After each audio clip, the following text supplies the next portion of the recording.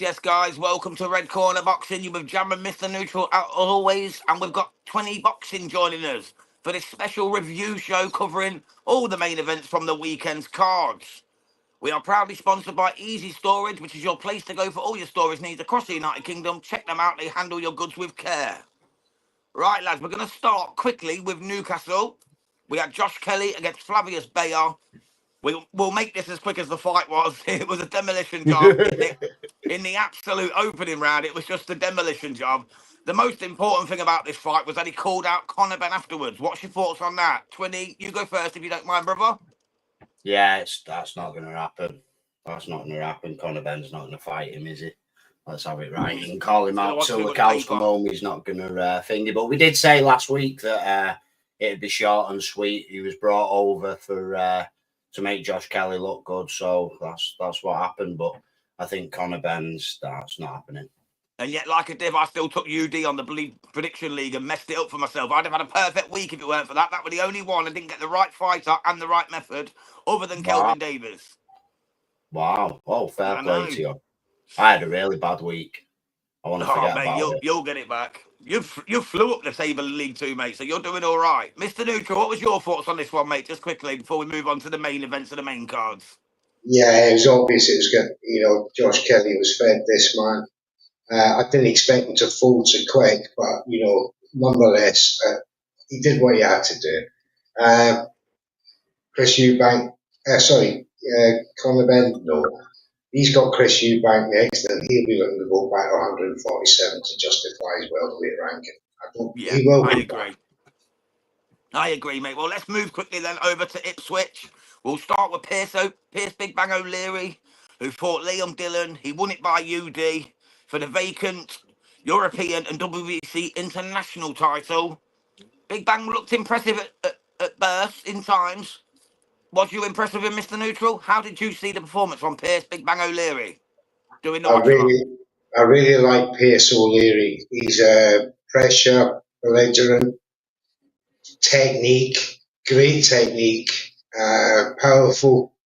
He reminds me a bit like Jack Rafferty. I'd love to see them two go at it one day.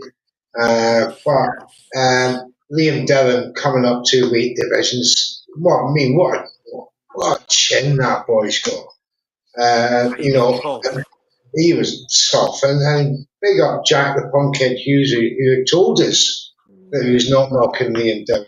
And he was so right. That guy is just granite. But it was levels. And Pierce O'Leary was just so good.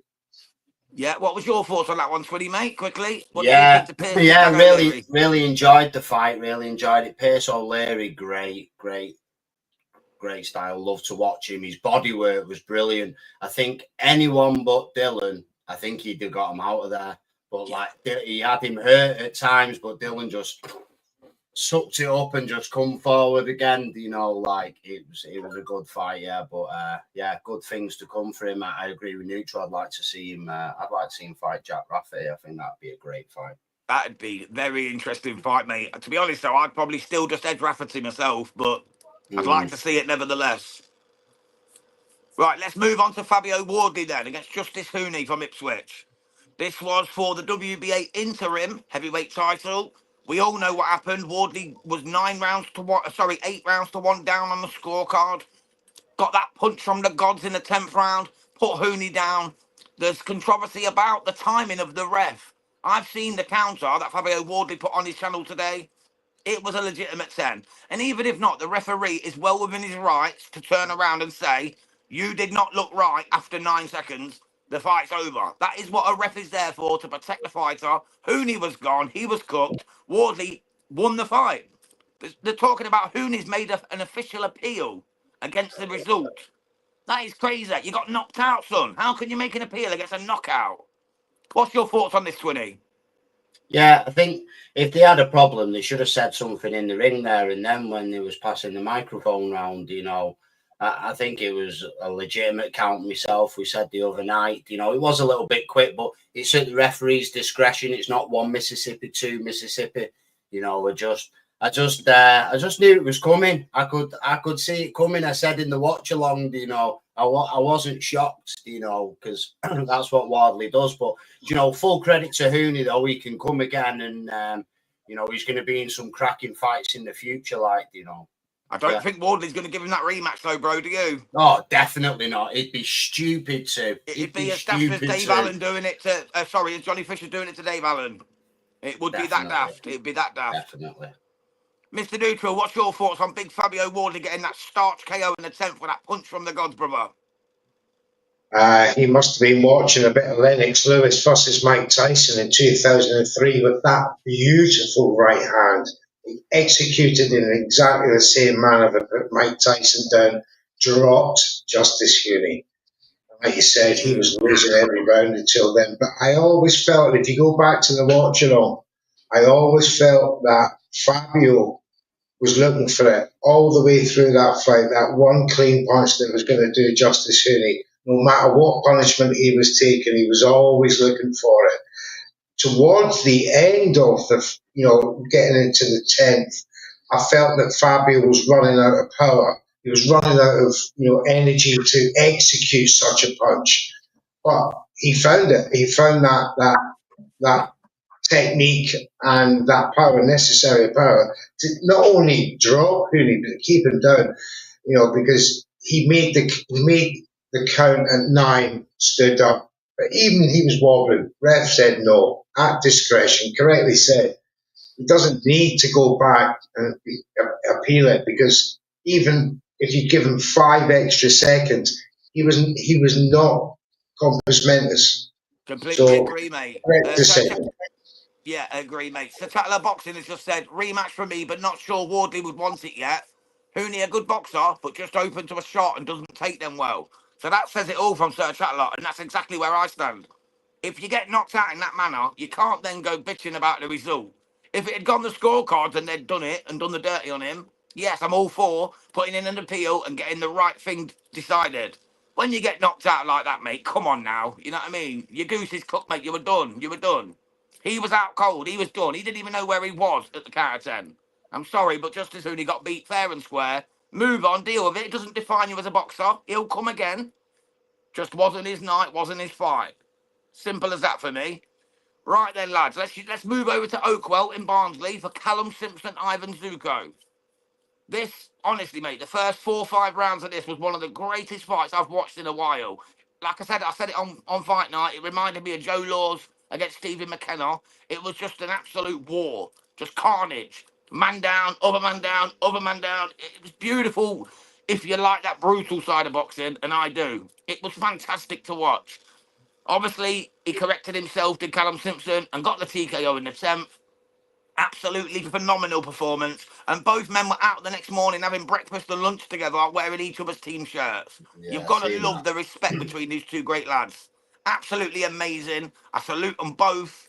What was your lads' thoughts on the fight, and what should Callum Simpson maybe do next? I didn't actually get to see. I actually was going by you. What incredible commentary, Jams. And mate, just by looking at you, it was exactly how you described it. I watched the highlights afterwards, and he walked into a punch in the first 8 seconds, dropped him, probably still soaking in the atmosphere, the occasion, took his eye off the ball. But, it just shows what Callum Simpson's all about, doesn't it? He got his man down, he got careless again, but in the end, the way he finished him, that was nice. Good performance. Gets an unbeaten tough man. Good to see the knockouts from 21 wins, so tough man, knockout power as well. Yeah, real good test, really good test. He's talking about moving up the 175. I was looking at TalkSport today on Simon Jordan's show. He's looking for the Ben Whittaker fight, because there's a bit of beef between them, now. So will he stay 168 for too long? Who knows? It depends if the opportunity comes around for Whittaker. Definitely. What did you think, Twilly? Have you seen it back? What did you think, mate? Yeah, I actually watched the full fight back today. After your great commentary the other day, and how excited you was getting over it, I thought I've got to watch this fight back. Yeah. And yeah, I thought, like Mr. Neutral said, like we said the other night, he was a bit cold at first, I think, but you know, he was game as Zerko. He came to fight, like, you know, and that's what you want. And what I was really impressed with was in the later rounds, the shot picking from Simpson. You know, that uppercut was the shot, you know. So like, you know, he didn't sort of rush his work. You know, I thought he done really well at the end to get the stoppage. You know, he picked the right shots at the right time, and I think the stoppage was on the wall. Yeah, so I really enjoyed that, and I would love to see that Whitaker fight. You know, if he moves up, I really would love to see that fight. I think Simpson beats him. I think Simpson beats him. Yeah, I do. Yeah, I do. Yeah, I think he'll be good at the weight as well. Do you know? I think he'll be big and strong at the weight. Yeah, definitely, mate. I agree, Twilly. I agree. Well, shall we move over to Orlando then for Beatrice Ferreira against Maria Inez Ferreira? We watched it in the night neutral, didn't we, mate? We done the watch along. It was a good fight. The IBF champion, the lightweight champion, won the fight by unanimous decision. Maria was a bit disappointing, in my opinion. What was your thoughts, Mr. Neutral, doing the watch along, mate? She didn't really give us good, as she looked like a biffer, didn't she? Like she was really going to have a go, but there was nothing there from her, from the Argentine. I have to disagree, James. You know, I thought Maria Ferreira started quite well. If I think back to the watch along, we had Maria 2 rounds to 1 up after 3 rounds. But then she started to take her foot off the gas. Beatrice was then getting more confident. She was getting her jabs through. She was having trouble with her jabs first 3 rounds. Then the overhand rights were starting. She was starting to get more accurate. The fight was going away from Maria Ferreira for large periods after that. Apart from round 10, when she come back strong. But overall, I was more disappointed in Beatrice than I was in Maria. I thought she'd be far more dominant. And put her in the ring with Caroline Dubois tomorrow, she gets destroyed by Caroline. It's a possibility. So, for me, I'm the she's other way got round, though, mate. I was disappointed in Ferreira because I've seen how tough that girl is. And, yeah, she might have started well and she might have had the good last round, but in between them 7 rounds, she did absolutely nothing. She was just, like, avoiding and just countering. She wasn't trying to win the fight, in my opinion, and that's what was disappointing after all the talk. Brazil versus Argentina, big fight in Orlando, headlining, MVP card, most valuable prospects. I'm going to come here, I'm going to beat the beast. She didn't live up to the hype for me, mate. I'm sorry, she didn't. But Shakuna some sort, it's each to their own, isn't it? What did you think to the fight, Twinning? Yeah, I haven't seen the fight myself. I fell asleep. I fell asleep during the undercard. I didn't see the fight myself, but I seen the scorecards. Don't sort of agree with what you just sort of said. I mean, the scorecards. I think it was more or less a whitewash, weren't it? It was 99, 91, 97, 93, 98, 92, if I remember correctly. Right, I think it was 99, 91, 99, 91, and 98, 92 it was. That's the one, Tony. That's the one. It was far too generous for them scorecards. I think she deserved at least a couple of rounds, to be fair. But that's all I'd give her. But the middle round, she seemed to give up. She just seemed to like just try and coast after winning a round or two. She tried to take her foot off the gas and just coast. And it's like, come on, this is the biggest fight of your life right now. You're going for the especially with the World Championship. Especially with the 2-minute rounds. She wasn't. Especially with the 2-minute rounds, you know, you can't be like sort of coasting through rounds, can you? When you think, but I would like to see a fight, Caroline Dubois. I would, you know, I think that's the only really fight. I think she'd be better off going Terry Harper first myself, and then Dubois. Do you think? Yeah. To grab a strap, like fight Terry. She's already got the IBF, hasn't she? So Terry's got a belt. She's got the IBF belt. Get them to mix up, and then the winner fights Caroline. That's where I'd go if I was Beatrice. To be honest. Yeah. Definitely, mate. Well, let's move then over from Orlando to Norfolk, Virginia. So we're going to move to Abdullah Mason against Jeremiah Nakafilia. This was a retirement at the end of round 4, start of round 5. Did you guys see the fight and what did you make to it? We'll talk Yeah, about the situation with the Davis brothers, DB3, afterwards for a second. But what did you think to Abdullah Mason? Was he just as impressive as a 21-year-old as he was as a 20-year-old? yes, and probably even more. Nakateria had actually lost a split decision to Keyshawn Davis 2 years earlier. And this guy just knocked Nakateria out in 4 rounds.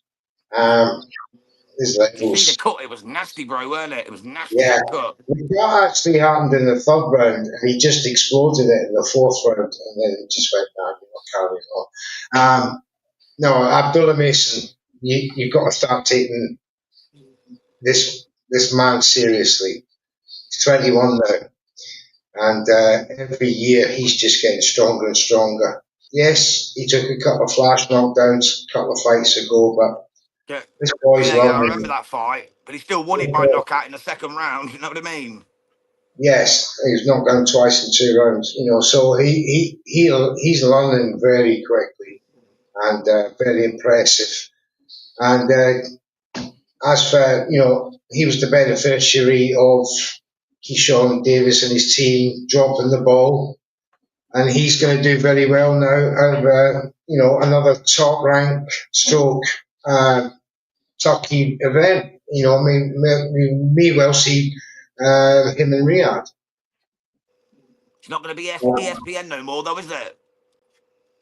Apparently, Top Rank and ESPN have cut ties now after this. 2 weeks they've got left or something, I've heard. I don't know how true it is, so Yeah, allegedly, top but rank. They're going to DAZN anyway, so they're not yeah, it really. looks like it. We've got the World Combat Sports joining us. Big up World Combat. Thank you Yeah, for tuning in, my brother. Really appreciate you Yeah. coming through. Yeah, I was Yeah, sorry, I you was go on, mate. impressed. Yeah, I was impressed with him. I thought with him moving up to the headline of the show, I thought, let's see if he feels a bit of pressure or anything, but he come out, he's good. What is it, 18-0 now? He start moving him on now a bit, and I like him as a man as well. He's very humbled, I think he's got a good head on his shoulders. But as we've seen with some of these American boxers lately, their heads are starting to fall off and they're starting to think they're bigger than they are. Like Keyshawn. I just hope he can keep his feet on the ground and just keep doing what's needed to be done of him. And I think he's going to be a future superstar. I agree, Twinny, mate. I've actually got a signed picture of him, a signed painting of Abdullah Mason that he signed personally as well. Oh, wow. I bought it off Patrick J. Killian. He's a fantastic painter, a Welshman who used to box himself. He painted Abdullah Mason. Abdullah Mason signed the pictures. I've got one on my wall behind me. You probably can't see it now, but it's there. Yeah. Fantastic, mate. That'll be worth some money one day. I'll never sell it, but it'll be worth some money one day because I believe Abdullah's going all the way to the top. I genuinely do. I really do. I think he's the next big superstar, mate. Mayweather style superstar. I really believe that. Right then, let's move on to Tokyo, Japan. Junto Nakatani against Ryosuke Nishida. What did you lads make to this fight? Junto, again, he's just tremendous, isn't he? Let's be honest. IBF and WBC bantamweight world title fight. He retired him in round 6. He's just something special, man. And now he's going up to Super Banks, and the Inoue fight is surely going to be either next or the one after. What's your thoughts on Big Bang Junto? I love him. And I just got a feeling he's just going to be the one. He's just going to be the one to stop the monster. I agree. the monster will be having nightmares now about him. I think that's. I don't think it'll be the next one, but I think it'll be the one after. Yeah, I'm thinking probably summer next year. I'm thinking, or April next year around that time. Yeah. Inoue put a post out today. He put a post out congratulating Junto on moving up to Super Bantam, saying it's great to have another Japanese fighter on my level. So yeah, we're probably playing mind games. Playing mind games already, innit? He's already playing mind games. Oh, I'm your friend. Let's be. You know it, mate. You know how the game works, Twinny. You know what I mean? Junto knows what the monster's doing. He's basically saying like, welcome up to Super Bants, but we're going to get this on, and it's going to be a real fucking fight. You know what I mean? Yeah, it's going to be a real it's fight. not going to be an easy. It's not going to be an easy fight, you know, but it's going to be a great fight. I just feel the power of Junto could. We've seen Inoue go down twice to Lewis Neri to Cardenas. I think if Junto claps him, mate, with one of them fucking shots, I think he could be done. You're like, yeah, he gets up pretty quick and he looks pretty ruthless afterwards. But let's be honest, Cardenas and Neri are not the massivest punchers. Like Junto is. So Junto I just don't think Superbants. I just don't think he's going to offer his chin as much as he has done, though, in the past. He's going to be a lot more smarter, because let's have it right. You know, in a way, he's a clever boxer, you know, and he's really going to have to be clever on that night, you know. So definitely. I think it makes for a great fight. Something we've got to see, though, isn't it? We've got to see it in Tokyo, Japan, for the world to see. It's going to be something amazing. It really is. Yeah. What was your thoughts, Neutral, on Junto Nakatani beating Ryosuke Nishida? Yeah, when it first started in the first round, of Nishida looked quite all right. He seemed to be taking the shots of Nakatani, staying at range, using his jab. Yeah, job, you know, looked good after round one. And then round two, he completely changed. He started to engage and go in the pocket with Nakatani. Big mistake. Because Nakatani does his best work in the pocket. He's a battering ram with that left hand. You see the state of Nishida's eye. It was closed. It was a hematoma. The same shot off the clinch kept getting him time and time again. And mate, he's probably the best pocket fighter in the world right now, Nakatani. His body work's incredible. The right to the body, left chopping crosses, and then he switches it up and reverses it. He's so clever. His range finding is excellent. He uses his shoulder to coax you in. Yeah, he'll fight off the shoulder to off of that side of his face, and Nishida was falling for it. You know, because I'm using an orthodox shoulder right now. He's out southpaw, and inviting Nishida, who was switching all the time instead of staying, in that first round. Confused himself, and he paid the price. But mate, Nakatani, welcome to the 122, says Inui. After this fight, I'm off to 126. Good luck getting me.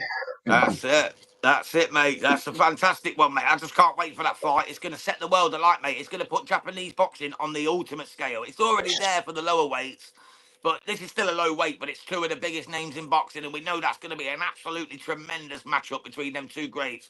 Naoya, the monster Inoue, against Junto Big Bang Nakatani. It just makes you salivate thinking about it, and I, for one, can't fucking wait. Anyway, let's wrap this up, guys, with the Gold Coast in Australia. Big Jaya Pataya, cruiserweight defence of his IBF title against Claudio Squayo. What were your thoughts on this, guys? It was a little bit easy, but Claudio Squayo was tough and he hung in there. He needs to step up now. We need to see the Zerdo fight. If he beats Dorticus, he said he's going over there to call him out. I hope he does. I want to see it. I want him to force this fight, because if he don't, he's probably never going to get it. What's your thoughts on this, lads?